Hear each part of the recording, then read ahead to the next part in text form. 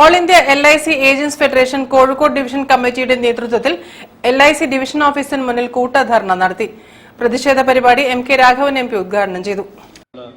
LIC ഏജന്റുമാരുടെ വെട്ടിക്കുറച്ച commission പുനഃസ്ഥാപിക്കുക, LICയിൽ ചേരുന്നതിനുള്ള പ്രായം 55-ൽ നിന്നും 50-ആക്കി കുറച്ച നടപടി പിൻവലിക്കുക, പോളിസി പ്രീമിയത്തിന്മേൽ ചുമത്തിയ GST പിൻവലിക്കുക, മിനിമം സം അഷ്വർഡ് 1 ലക്ഷത്തിൽ നിന്നും 2 ലക്ഷമാക്കിയ നടപടി പിൻവലിക്കുക, LIC ഏജന്റുമാരുടെ ഗ്രാറ്റുവിറ്റി വർദ്ധിപ്പിക്കുക, ESI, PF എന്നിവ അനുവദിക്കുക, 60 വയസ്സ് കഴിഞ്ഞ എല്ലാ ഏജന്റുമാർക്കും 10,000 രൂപ പ്രതിമാസ പെൻഷൻ നൽകുക, പാർലമെന്റ് സമ്മേളനത്തിൽ അവതരിപ്പിക്കുന്ന 100% FDI ബിൽ ഉപേക്ഷിക്കുക തുടങ്ങിയ ആവശ്യങ്ങളുന്നയിച്ചാണ് ധർണ നടത്തിയത്. സമരം കോഴിക്കോട് MP MK രാഘവൻ ഉദ്ഘാടനം ചെയ്തു.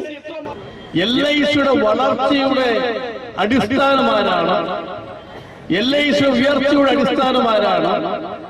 നമ്മുടെ രാജ്യത്തിനകത്ത് വികസന ക്ഷേമ പ്രവർത്തനങ്ങൾക്ക് LIC നൽകുന്ന സംഭാവനകൾ എന്താണ്?